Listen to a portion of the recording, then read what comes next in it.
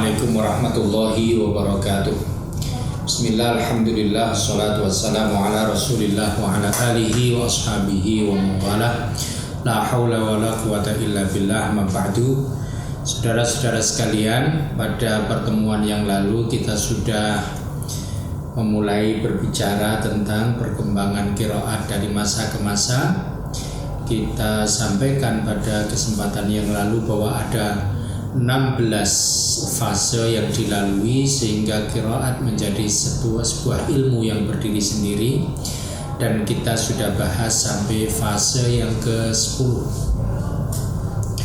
Kemudian kita masuk ke fase yang ke-11, itu tahapan dimulainya penulisan dan penyusunan buku-buku atau kitab-kitab yang berkait dengan qiraat.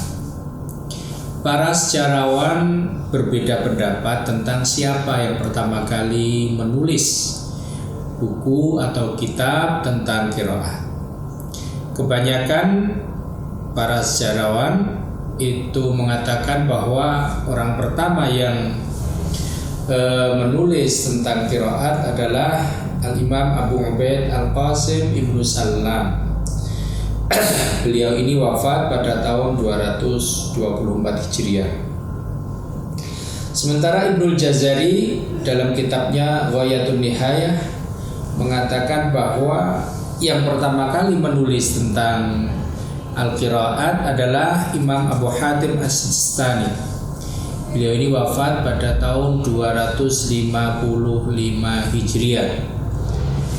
Sementara Sayyid Hasan As-Sadr dalam kitabnya Ta'sisus Syiah li Ulumil Islam mengatakan bahwa yang pertama kali menulis tentang qiraat itu adalah Aban bin Taghlab Al-Kufi yang wafat pada tahun 141 Hijriah.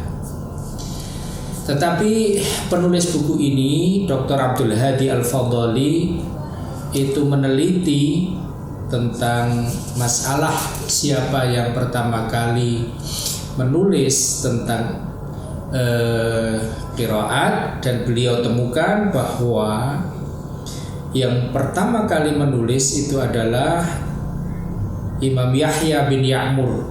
Beliau wafat pada tahun 90 Hijriah. Setelah Imam Yahya bin Ya'mur ini, kemudian penulisan tentang qiraat itu berjalan masif, sehingga dalam catatan sejarah itu sampai dengan kehadiran Imam Ibnu Mujahid yang wafat pada tahun 324 yang kita kenal. Beliau itu mempunyai kitab As-Sab'ah, ada 44 imam yang menulis seputar qiraat, sampai datang Imam Ibnu Mujahid yang menulis kitab yang kita kenal dengan As-Sab'ah. Dari semua kitab yang ditulis oleh 44 imam itu ada sebuah catatan bahwa semua kitab yang ditulis itu belum menuju kepada qiraat sabah saja. Dan kita tahu bahwa para penulis ini banyak yang datang, banyak yang hidup sebelum para imam yang dipilih oleh Ibnu Mujahid.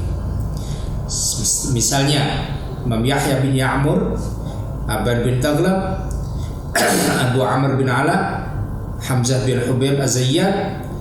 Mereka itu Abu Amr bin Ala, Hamzah itu adalah para imam yang dipilih oleh Ibnu Mujahid, dan bagian dari 7 imam itu beliau Hamzah dan Kisai. Beliau itu wafat pada tahun 189.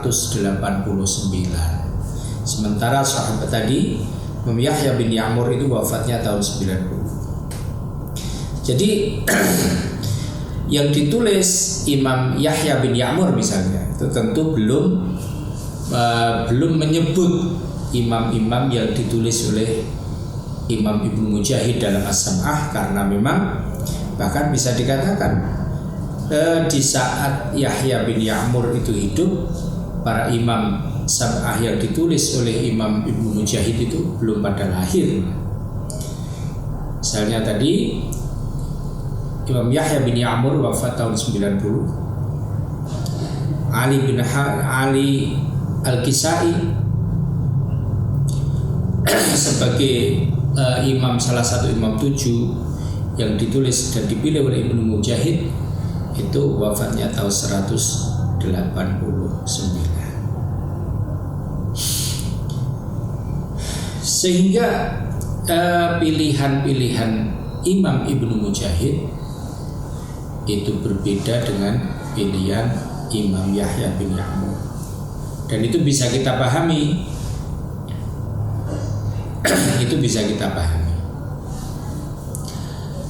Kemudian kita masuk ke fase atau periode ke-12. Ini adalah masa di mana sebagai tonggaknya adalah upaya yang dilakukan oleh Imam Ibnu Mujahid. Beliau namanya Abu Bakar Ahmad bin Musa Ibnu Abbas Ibnu Mujahid At-Tamimi Al-Baghdadi. Ibnu Mujahid namanya adalah Abu Bakar Ahmad bin Musa bin Abbas bin Mujahid At-Tamimi Al-Baghdadi. Beliau wafat pada tahun 324 Hijriah. Beliau menulis sebuah kitab yang kemudian dikenal dengan kitab As-Sab'ah, di mana dalam kitab itu Imam Ibnu Mujahid mencantumkan 7 imam qiraat beserta 2 periwayat dari beliau-beliau yang dipilih oleh Ibnu Mujahid sebagai imam-imam yang qiraatnya itu bisa diikuti. Dalam hal ini Imam Makki bin Abi Thalib yang wafat pada tahun 437 Hijriah memberikan ulasan dan argumen mengapa Ibnu Mujahid hanya memilih bacaan dari 7 imam dan meninggalkan bacaan imam-imam yang lain yang bisa dikatakan bahkan dari sekian imam yang tidak ditulis oleh Imam Mujahid itu lebih senior dan lebih kuat. Tapi kenapa tidak diambil oleh Imam Ibnu Mujahid? Nah, dalam hal ini Imam Makki bin Abi Thalib mengatakan, fa in sa'ala sa'ilun faqala mal illah allati min ajliha ishtahara haula'i sab'ah bil qira'ah duna man huwa fawqahum. Jika ada yang bertanya, apa alasan yang mendorong menjadikan imam 7 itu menjadi terkenal dengan bacaan-bacaannya, bukan imam yang lain yang lebih senior, sehingga pada akhirnya dikenal bahwa qiraat yang diterima itu dinisbatkan kepada imam 7 itu, yaitu pilihannya Imam Ibnu Mujahid, sehingga bisa dikatakan bahwa beliau-beliau imam yang 7 ini lebih masyhur dibanding imam yang lain yang bahkan bisa dikatakan bisa saja itu lebih berbobot dibanding beliau-beliau. Maka jawabnya, kata beliau, kata Imam Makki bin Abi Thalib, Innar ruwata minal a'immati minal qurra kanu fil asri tsani was tsalits katsiran fil adad. Para imam yang meriwayatkan qiraat pada abad kedua dan abad ketiga itu jumlahnya banyak. Dan katsiran fil ikhtilaf, perbedaan di antara mereka pun juga banyak. Fa'aradan nasu fil asr rabi' ay yaktasiru minal qira'at allati tuwafiqul mushaf ala ma yashulu hifdhuhu wa tandabitul qira'atu bih. Karena banyaknya imam dan banyaknya perbedaan di antara para imam tersebut, maka pada abad keempat itu umat banyak menginginkan untuk membatasi qiraat yang sesuai dengan mushaf. Satu, qiraat yang dipilih itu qiraat yang sesuai dengan mushaf. Kedua, mudah dihafal. Dan ketiga, bisa dibikin sebuah kaidah. Jadi begitu banyaknya imam pada abad ketiga dan keempat, pada abad kedua dan ketiga, disertai banyaknya khilaf cara baca di antara para imam itu, kemudian masyarakat menginginkan adanya bacaan Al-Quran yang sesuai dengan mushaf. Kedua, mudah dihafal. Dan yang ketiga, bisa dibikin semacam rumus. Keinginan-keinginan itu kemudian membawa pada upaya untuk mencari tokoh yang masyhur dalam hal qiraat, yang bisa dipercaya, orangnya thiqah, beragamanya bagus, ilmunya sempurna, umurnya panjang, dan bergelut dalam bidang qiraah, lebih fokus, kemudian banyak diambil oleh orang bacaannya, kemudian apa yang disampaikan itu bisa dipegangi, dan seterusnya. Maka dari kriteria-kriteria yang ada ini dikatakan oleh Makki ibnu Abi Thalib, falam takhruj qira'atuhu an khatti mushafihim al-mansub ilaihim. Bacaan-bacaan para imam tersebut itu cocok, tidak keluar sesuai dengan mushaf yang mansub kepada mereka. Maka kemudian fa'afradu min kulli asrin wujjiha ilaihi Utsman mushafan imaman hadhihi sifatuhu. Maka kemudian umat itu memilih dari setiap masa dan tempat di mana mushaf Utsmani dulu dikirimkan. Mereka memilih satu imam yang memenuhi kriteria di atas, dan bacaan imam tersebut sesuai dengan mushaf yang ada dan berkembang di kota tersebut. Jadi itu kriterianya seperti disampaikan Imam Makki bin Abi Thalib. Satu, imamnya terkenal fiqh, terkenal bisa dipercaya, taat dalam beragama, ilmunya sempurna, panjang umurnya, terkenal orangnya, disepakati oleh umat pada zamannya bahwa imam tersebut orang yang adil, yang bisa dipercaya terhadap apa-apa yang disampaikan. Dia paham betul tentang Kenapa dia baca itu? Bacaannya itu tidak keluar dari khat mushaf yang beredar di lingkungannya.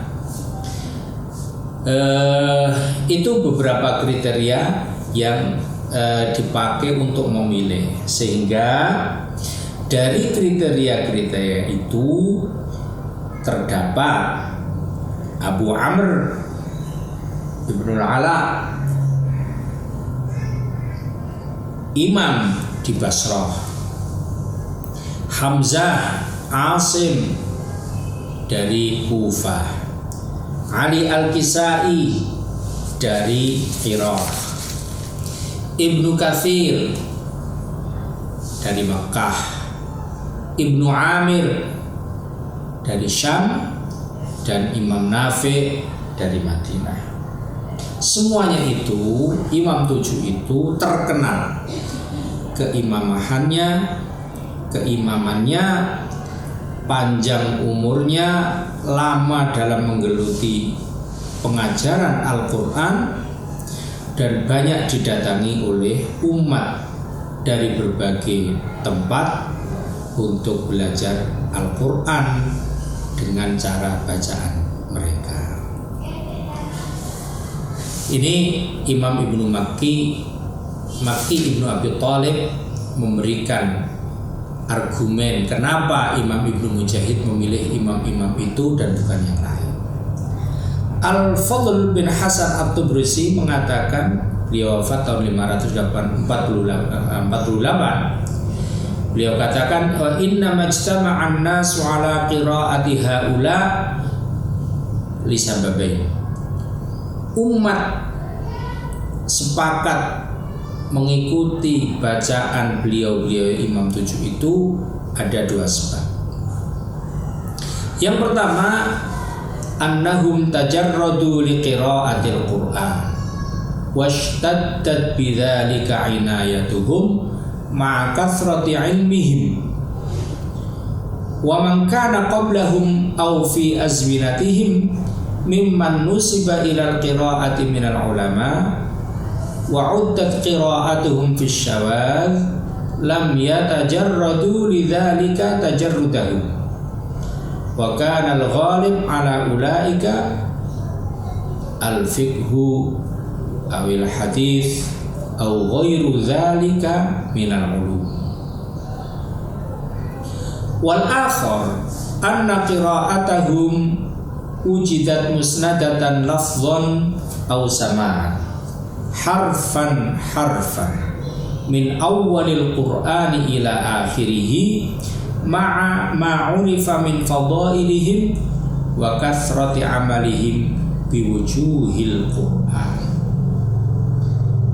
Abul Fadl bin Hasan mengatakan, kenapa umat manusia mengikuti bacaan Imam 7 itu karena ada 2 sebab. Pertama, para imam yang 7 itu dalam hidupnya fokus membaca Al-Quran dan mengajarkan Al-Quran secara sungguh-sungguh. 1. 2. Beliau itu orang-orang yang luar biasa alim. Sementara imam-imam yang lain, baik itu yang datang sebelum beliau atau yang semasa dengan beliau yang juga ahli dalam qiraat sama dengan beliau,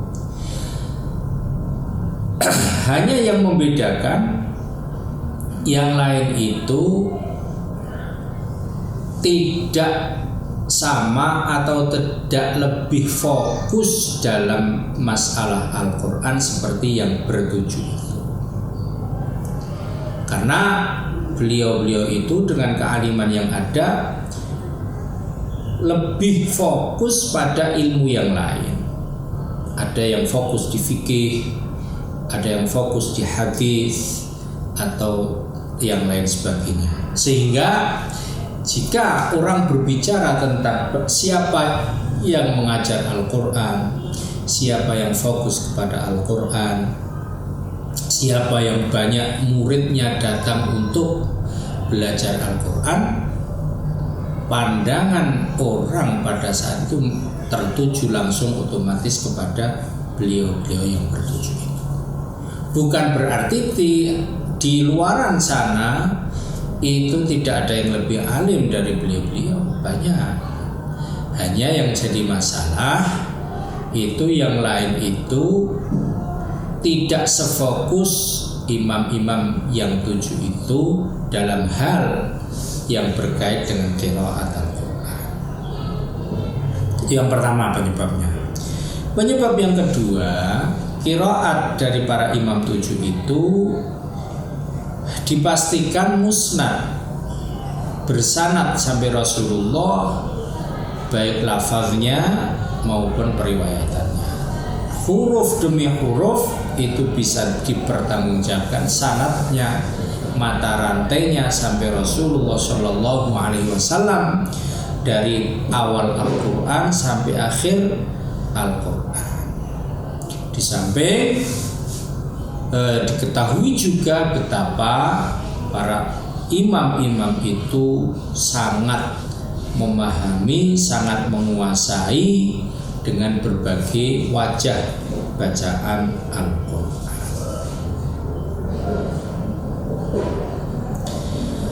Sementara dalam kitab Ithaf Dhalail Bashar yang ditulis oleh Imam Ad-Dimyati Al-Bana yang wafat pada tahun 1117 Hijriah, beliau katakan, "Tsummal ya'lam anna as-sabab ad-da'i ila akhdhil qira'ati 'anil qurra'il mashhurin duna ghairihim annahu lamma kathura al-ikhtilaf fi ma yahtamiluhu ar-rasmul masahif al-Uthmaniyah allati wajjaha biha Uthman radhiyallahu anhu ila al-amsar Asyam, Yaman, Basrah, Kufah, Makkah, Bahrain, wa habasa bil Madinati wahidan wa amsaka li nafsihi wahidan alladhi yuqalu lahu al-imam fasara ahlul bid'ah wal ahwa'i yuqri'una bima la yahillu tilawatuhu wifaqan li bid'atihim. Ajma'a ra'yul muslimina ayyattafiqu ala qira'ati a'immatin thiqat tajarradu lil i'tina'i bi sya'nil Qur'anil 'azim fakhtaru min kulli misra wajjaha ilaihi mushafun ikhtaru a'immatan masyhurina bithiqati wal amanati fin naqli wa husnid dirayati wa kamalil ilmi afnau umrahum fil qiraati wal iqra washtahara amruhum wa ajma'a ahlu misrahum ala adalatihim wa lam takhruj qiraatuhum an khatti mushafihim. Sangat lengkap komentarnya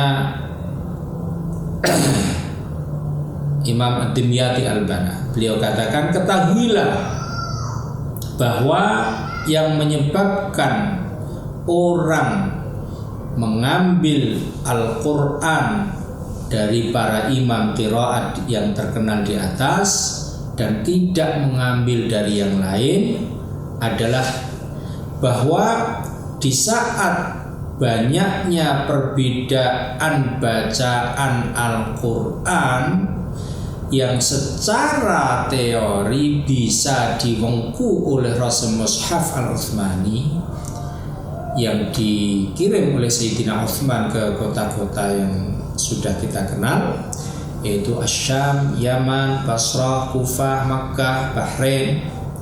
Juga ada satu di Medina dan ada satu yang dibawa oleh Sayyidina Uthman sendiri yang itu disebut dengan Mushaf Al-Imam.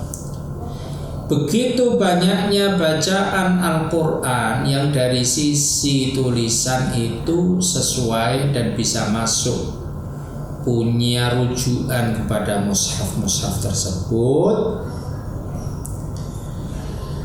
Tetapi dari sekian kemungkinan bacaan yang bisa dirujukkan kepada Mushaf Utsmani itu, sebenarnya ada dari itu yang tidak bisa dan tidak boleh dipakai untuk membaca karena kehilangan sandaran, tidak ada sanadnya misalnya. Nah, pada saat itu begitu banyak sehingga umat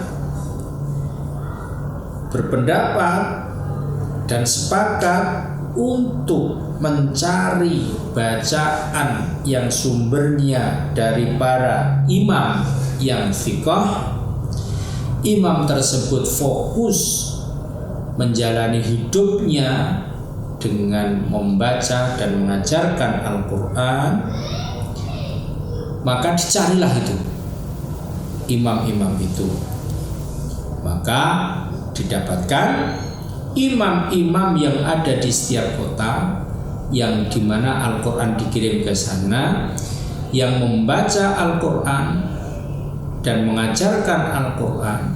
Imam-imam itu orang-orang yang thiqah, orang-orang yang amanah dalam meriwayatkan, kemudian ilmunya mumpuni, ilmunya sempurna, sepanjang hidupnya dihabiskan untuk membaca dan mengajarkan Al-Quran, sehingga masyarakat mengenal beliau sebagai ahli Quran, dan masyarakat juga sepakat menilai bahwa para beliau-beliau itu orang-orang yang adil dan bacaannya tidak menyimpang dari Mushaf Utsmani.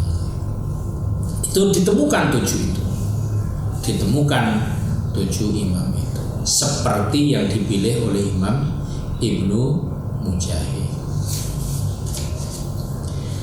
Sementara Imam Muhammad Al-Jawad Al-Amili yang wafat pada tahun 1226 Hijriah, dalam kitabnya mengatakan, wa haitsu taqasaratil himam an dabtir ruwati li kasratihim ghayatal kasrah iqtasaru mimma yuwafiqu khattal mushafi ala ma yashulu hifdhuhu wa tandabitul qira'atu bihi.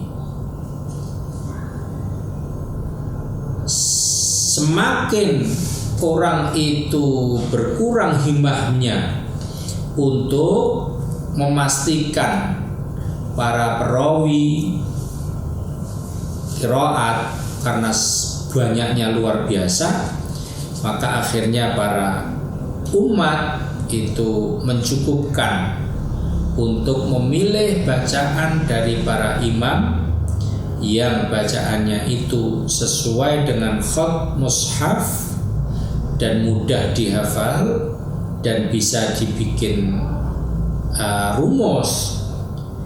Maka dicarilah orang yang dikenal cerdas, amanah, panjang umur, lama dalam membaca dan mengajarkan Al-Quran, dan umat sepakat bahwa beliau adalah rujukan. Maka diambillah dari beliau-beliau itu dari setiap kota yang 5 tadi. Ada Imam Nafi', Ibnu Katsir, Abu Amr, Ibnu Amir, Asim, Hamzah, dan Ali Al-Kisai, yang kemudian kita kenal dengan Al-Qurra As-Sab'ah. Inilah para imam yang dipilih oleh Imam Ibnu Mujahid itu. Ternyata setelah dilempar ke masyarakat, semuanya sepakat dengan pilihan Imam Ibnu Mujahid itu.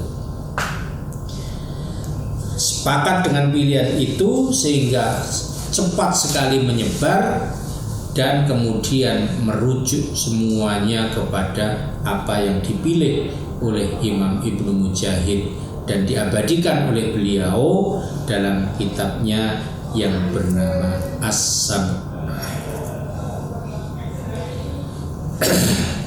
Lah, perlu kita tahu bahwa Imam Ibnu Mujahid di samping menulis kitab yang namanya As-Sab'ah yang kemudian kita kenal sebagai qiraat yang sahihah, yang mutawatirah, yang mansub kepada para imam yang dipilih tersebut, Imam Ibnu Mujahid juga menulis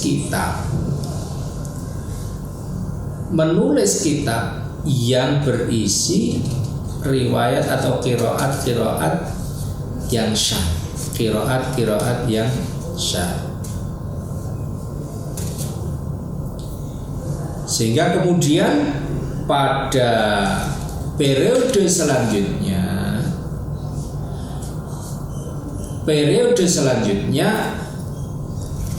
muncul sebuah masa di mana ulama menulis kitab-kitab yang berisi tentang al-ihtijaj bil qiraat, hujjah-hujjah yang berkait dengan qiraat dari perspektif bahasa, suara, shorof, nahwu, dan yang lain sebagainya. Ini ada di fase atau periode ke-13. Tetap saja merujuknya adalah dari pada kitabnya Ibnu Mujahid. Pada masa ini muncul kitab-kitab yang ditulis yang berisi argumen-argumen kebahasaan, argumen-argumen shorof, nahwu, suara berkait dengan pilihan-pilihan yang ditulis oleh Imam Mujahid. Yang pertama menulis kitab Al-Ihtijaj li Qiraat As-Sab' itu Imam Abu Bakar Muhammad bin Sari. Ini hidup semasa dengan Imam Ibnu Mujahid, wafat tahun 316, tapi tidak sempat menyelesaikan kitabnya. Setelah itu ada kemudian Imam Muhammad bin Hasan Al-Ansari menulis kitab As-Sab'ah bi'ilaliha al-Kabir yang wafat tahun 351.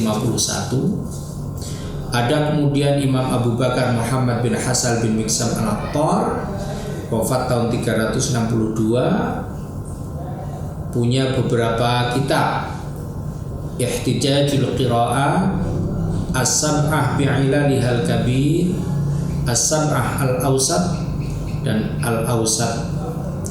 Kemudian ada Al-Asghar yang dikenal dengan kitab Shifa'us Sudur, dan seterusnya. Banyak sekali para ulama menulis yang berkait dengan ini semuanya. Ini di marhalah yang ke-13. Kemudian marhalah yang ke-14, setelah Imam Mujahid lagi-lagi memilih 7 imam tersebut, kemudian bertubi-tubi tulisan yang berkait dengan qiraat 7 di antaranya, dan yang di antara yang terkenal adalah tulisan Abi Amr Uthman bin Sa'id Ad-Dani dalam kitab At-Taisir fil Qiraati Sab' yang oleh Imam Ibnul Jazari disebut min ashahhi kutubil qiraat, salah satu dari kitab qiraat yang paling sahih. Wa awdahu ma ulifa anis sab'ati minar riwayat. Tulisan yang paling jelas tentang sab'ah. Imam Zarkashi mengatakan At-Taisir ini ahsanul mawdu' lil qiraati sab'i, kitab At-Taisir Abi Amr Ad-Dani, dan seterusnya. Ada kitab Jami'ul Bayan fil Qiraati Sab'i. Di situ disebutkan lebih dari 500 riwayat dan thariq dari imam-imam 7 tersebut. Dalam hal ini, kitab ini oleh Imam Ibnul Jazari dikomentari kitabun jalilun fi hadzal ilmi lam yu'allaf mithluhu. Kemudian ada kitab Manzumatu Abil Qasim Ibnu Fairah Al-Andalusi Asy-Syatibi yang kita kenal dengan Hirzul Amani wa Wajhut Tahani, yang terkenal dengan Asy-Syatibiyah. Ini kitab nazam yang menazamkan kitab At-Taisirnya Imam Ad-Dani. Sehingga Ibnul Jazari mengatakan, mengomentari kitab Hirzul Amani ini dengan min a'zami asbabi syuhrati kitab At-Taisir, salah satu dari penyebab yang paling utama menjadi terkenalnya kitab At-Taisir. Nah, Imam Asy-Syatibi ini menulis Nazam Syatibiyah ini, kemudian disyarahi oleh banyak ulama. Luar biasa banyaknya syarah Asy-Syatibiyah. Ini di sini disebutkan sampai ada 29 syarah Syatibiyah dan seterusnya dan seterusnya. Dan yang di Indonesia qiraat sabah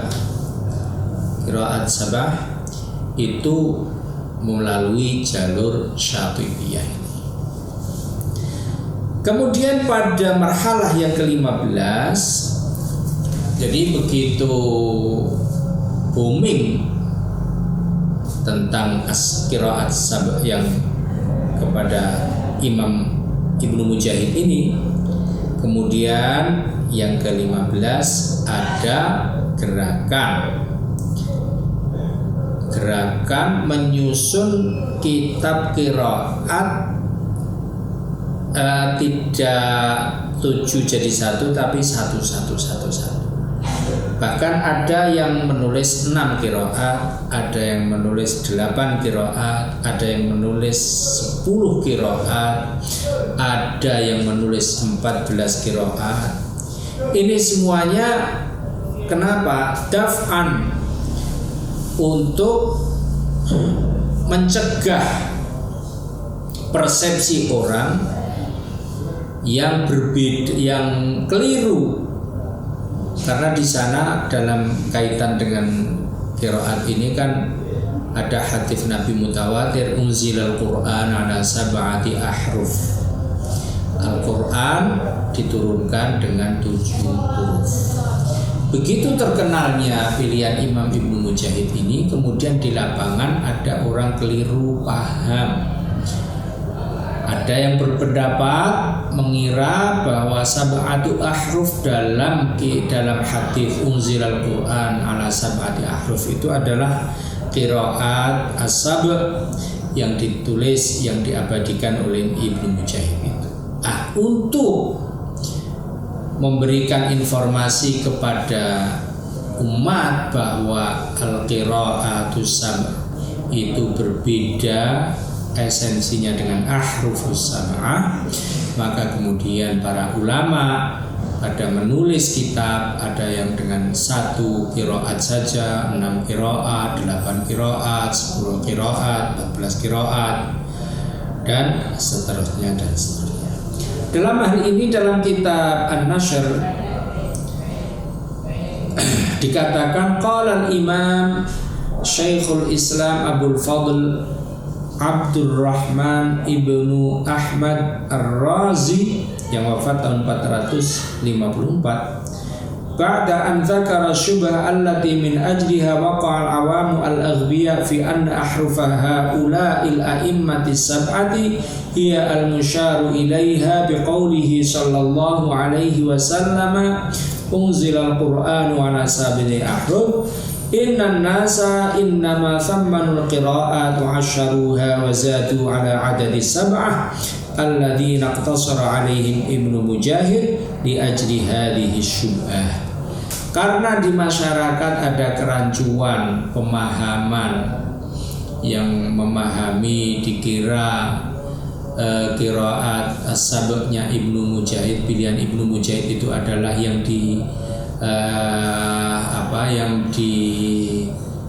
disebut dalam hadis, maka kemudian para ulama menulis ilmu-ilmu atau qiraat, ada yang menulis 1 qiraat, 10 dan seterusnya.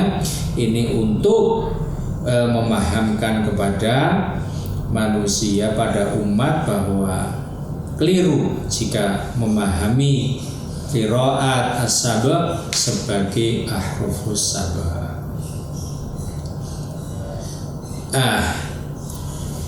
Itu kemudian perjalanan selanjutnya sejak periode yang ke-14, kemudian para ulama mencoba untuk mendeskripsikan qiraat yang sahihah itu yang bagaimana. Pergulatan pemikiran-pemikiran dan upaya-upaya yang ada kemudian membawa kepada sebuah formula panduan kepada kita bahwa qiraat yang sahihah, qiraat yang bisa diterima itu mempunyai ciri-ciri. Yang pertama, cirinya adalah sanadnya sahih. Yang kedua, bacaan itu cocok dengan ilmu Arab. Dan yang ketiga, bacaan itu cocok dengan rasem mushaf Utsmani. Ini kesimpulan akhir. Qiraat sahihah tidak bisa ditolak jika sanadnya sahih, cocok dengan bahasa Arab, dan cocok dengan rasem Utsmani. Dimanapun dan kapanpun, jika qiraat itu memenuhi syarat ini, maka qiraat itu sahih. Dimanapun dan kapanpun, jika salah satu dari 3 syarat ini tidak ada, maka itu bukanlah qiraat sahihah, tapi itu adalah qiraat syadzah.